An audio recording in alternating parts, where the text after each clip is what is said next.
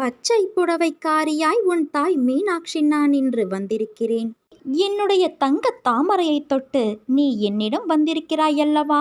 உன் வேண்டுதல் ஒவ்வொன்றும் இனி நிறைவேறப் போகிறது. அதை நீயே பார்ப்பாய். எந்த விஷயத்தை நினைத்து தற்சமயம் நீ அதிகமாக கவலைப்பட்டு கொண்டிருக்கிறாயோ அந்த விஷயத்தில் நான் சர்வ நிச்சயமாக மாற்றத்தை கொண்டு வந்து உன்னுடைய மனதை குளிர்விப்பேன். உன் வாழ்க்கையில் துன்பங்களையெல்லாம் துரத்திவிட்டு இன்பங்களை நிரந்தரமாக்குவேன். கண்ணீருக்கு இடமில்லாமல் புன்னகையை முழுவதுமாக உன்னுடைய வாழ்க்கையில் நீ சிந்திக் கொண்டு இருப்பாய். ஒருவர் நம் மீது கொண்ட பொறாமையால் நம் மனதை காயப்படுத்தி சில சொற்களை கூறினாலும், நாம் தவறே செய்யாமல் நம் மீது பழிச்சொல் கூறினாலும் அவர்களை கோபிக்க கூடாது. அவர்கள் மீது துவேஷம் கூடாது. நாம் பதிலுக்கு அவர்களை காயப்படுத்தவும் கூடாது.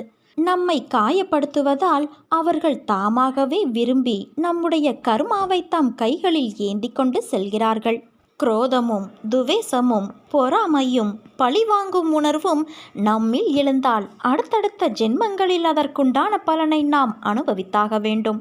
நம்மை பற்றி யார் என்ன சொன்னாலும் தண்ணீரை போல இருக்க கற்றுக்கொள்வோம்.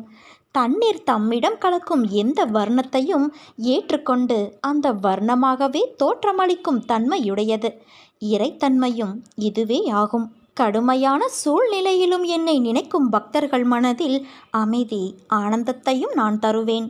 பலரால் உன் இதயம் காயமோடு பலவீனமடைந்தாலும் என்னை நினைக்கும் உன் இதயத்தில் நான் ஆறுதல் அளிப்பேன். உனது துயரங்கள் விரைவில் ஒரு முடிவுக்கு வரப்போகிறது. தேவையில்லாமல் கண்களை கலங்க வைக்காதே. மகிழ்ச்சியாக இரு. நான் இருக்கும்போது நீ எதற்காகவும் கலங்கக்கூடாது. என்னை மீறி எதுவும் நடக்கப் போவது இல்லை. உன்னை நான் தேர்ந்தெடுத்து நான் வசிக்கும் இடத்திற்கு வரவழைத்தேன். எப்படிப்பட்ட சூழ்நிலையிலும் நீ கலங்காதே குழந்தையே. என் வாக்கு என்றுமே பொய்யாகாது. எந்த சூழ்நிலையிலும் உன்னை நான் கைவிடமாட்டேன். நீ நம்பிக்கையோடு இரு. உனக்கு என்ன வேண்டும்? வேண்டியதை நீ எடுத்துச் செல். என் கஜானாவின் வாயிற்கதவுகள் உனக்காக எப்போதும் திறந்து இருக்கும். எது உன்னிடத்தில் சேர வேண்டுமோ அது உன்னிடத்தில் தானாகவே வந்து சேர்ந்துவிடும். அனைவரும் வியக்கும் வண்ணம் நீ உயரக்கூடிய கால நேரம் இது. நிம்மதியாக மகிழ்ச்சியாக இரு. உன் கர்ம பலன்கள் விலகப் போகிறது. வாழ்க்கையில் பெயர் புகழ் பெற்று நீ உயரப்போகிறாய் குழந்தையே. உன்னை இன்று வழி நடத்தி செல்லும் ஆசான் நான்.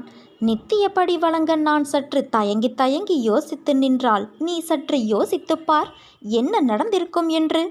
நீ கேட்டு நான் எதையும் செய்ய வேண்டிய அவசியமில்லை. எந்த சூழ்நிலையிலும் நீ கடந்து வந்த பாதையை மறக்காதே. உன்னோடு உன் அன்னையான நான் இருக்கிறேன் என் குழந்தையே. உன் கண்முன்னால் நான் அமர்ந்து கொண்டு இருக்கிறேன். உன்னுடைய செயல்களில் மாற்றத்தை கண்டு என்னை முழுமையாக ஏற்றுக்கொண்டு நீ என்னை காண துடிப்பாய். அப்போது நான் உன் கண்முன்னே தோன்றும்போது உன்னால் பேச முடியாமல் கண்களில் ஆனந்த கண்ணீர் வழிய நீ வாயடைத்து போவாய். உன் கிரகத்தில் நான் வாசம் செய்யும்போது நீ எதற்கும் கலங்கக்கூடாது. நான் இருக்கிறேன். அனைத்திலும் இருந்து உன்னை நான் விடுவிக்கப் போகிறேன். உன்னை நான் உயர்த்தி பார்க்கப் போகிறேன். கலங்காதே. உனக்கு வேண்டியதை செய்ய நான் இருக்கும்போது எவரிடத்திலும் போய் நீ நின்று கொண்டு இருக்காதே. உனது தேவையை பூர்த்தி செய்ய யாசகம் பெற்று உனக்கு தருவதற்காக உன் அன்னையான நான் காத்திருக்கின்றேன். ஒரு மனிதனின் வாழ்வும் தாழ்வும் உயர்வும் மேன்மையும் வீழ்ச்சியும் மாற்றியும் அவனது நாவில்தான் குடியிருக்கிறது. அந்த நாவிலிருந்து வரும் வார்த்தையை வைத்தே இவற்றை அவர்கள் எடை போடுகிறார்கள். ஒருவரிடம் நட்பு கொள்வதும் பகைமை கொள்வதும் உயர்வான மதிப்பை பெறுவதும் இகழ்ச்சியடைவதும் கூட இந்த நாவினால்தான் வருகிறது. அதனால் ஒரு முறை பேசுவதற்கு முன்பு பல முறை யோசனை செய் என்றார்கள். எதை கொட்டினாலும் அள்ளி விடலாம். வார்த்தையை கொட்டினால் அள்ள முடியாது. வில்லிலிருந்து சென்ற அம்பும் வாயிலிருந்து சென்ற சொல்லும் இலக்கை தாக்காமல் விடாது. அதை திரும்ப பெறவும் முடியாது. தீயினால் சுட்டால் புண்ணாகி ஆறிவிடும். ஆனால் நாவினால் சுட்டுவிட்டால் ஆறவே ஆறாது. சொல்லாத சொல்லுக்கு நீ முதலாளி. சொன்ன சொல் உனக்கு முதலாளி. இப்படி பல விஷயங்கள் சொல்லை பற்றி இருக்கிறது. அதை பற்றி பேசுவதற்கு முன்பும் நிதானம் தேவை குழந்தையே. நாம் பேசுவதற்கு மட்டும்தான் நிதானம் தேவை என்று இல்லை. பிறர் பேசுவதையும் நிதானமாக கேட்க கற்றுக்கொள்ள வேண்டும். பிறர் பேசும்போது குறுக்கே பேசுவது, வார்த்தைக்கு வார்த்தை எதிர் வார்த்தை பேசுவது, எதிரில் பேசுபவர் முழுவதையும் கேட்காமல் உடனே பதில் கூறுவது, எரிச்சல் அடைவது போன்றவற்றை செய்யாமல் எதிரில் இருப்பவர் என்ன பேசுகிறார் என்பதை முழுமையாக கேட்க வேண்டும்.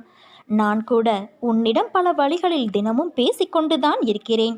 ஆனால் நீ அதை கவனிப்பது இல்லை. அதற்கு மாறாக நீ மட்டுமே என்னிடம் பேசுவதாக நினைத்து புலம்பிக் கொண்டு இருக்கிறாய். இனிமேல் நீ யாரிடம் பேசினாலும் பேசுவதற்கு முன்பு இதை பேசலாமா வேண்டாமா என்பதை பலமுறை யோசனை செய். புறங்கூறுதல், அதாவது ஒருவரை பற்றி பின்னால் பேசுவது, பிறரை தூற்றி எதிரில் இருப்பவரை புகழ்ந்து பேசுவது, காரியத்தை சாதித்து கொள்ள நயந்து பேசுவது போன்றவற்றை விட்டுவிடு.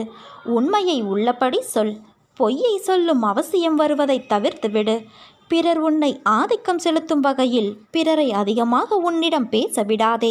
நீயும் பிறரிடம் சிக்கிக்கொள்வதைப் போல பேச்சை விட்டுவிடாதே. இன்றிலிருந்து வார்த்தைகளை வெளியே அதிகம் கொட்டாதே. என் வார்த்தைகள் மீது நம்பிக்கை வைத்து செயல்படு என் குழந்தையே. என்னையே நம்பி தஞ்சமடைந்த உன்னை என்றும் நிர்கதியாக விடமாட்டேன். ஒருபோதும் கைவிட மாட்டேன் என்பதையும் நீ உறுதியாக நம்பு. உன் பிரச்சனையெல்லாம் தீரப்போகிறது. வாழ்க்கையில் சில நிகழ்வுகள் நீ விருப்பப்பட்டு நடக்காமல் இருக்கலாம்.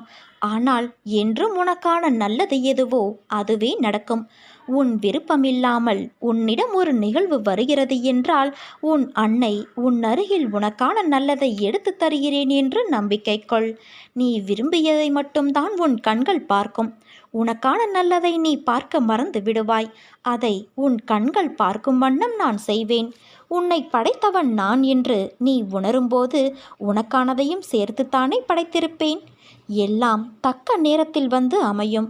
அவற்றோடு என் சீரான ஆசீர்வாதங்களும் உன்னை வந்து சேரும். நீ சுபிட்சமாய் சந்தோஷமான நிம்மதியான வாழ்வை வாழ்வாய். வாழ்க்கை என்பது ஒரு பட்டம் போல.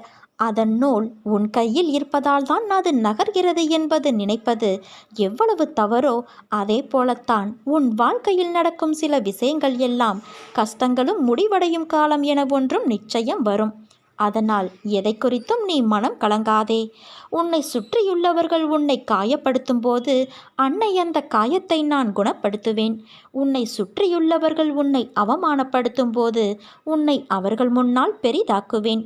தலை நிமிர்ந்து வாழ வைப்பேன். உன்னை சுற்றியுள்ளவர்கள் உன்னை மதிப்பிட்டு பார்க்கும் பொழுது அன்னை உன்னை அவர்கள் முன் நியாயப்படுத்துவேன். நான் உன்னுடைய தாய். அதனால் உனக்கு நல்லது எதுவோ அதை மட்டுமே நான் தேடி தேடி செய்வேன். நீ எதை கண்டும் கலங்காதே குழந்தையே. இந்த அன்னையின் மீது நீ வைக்கும் நம்பிக்கை ஒருபோதும் வீண் போகாது. என்னால் தேர்ந்தெடுக்கப்பட்ட குழந்தை நீ. நிராகரிப்புகளைக் கண்டு கலங்காதே.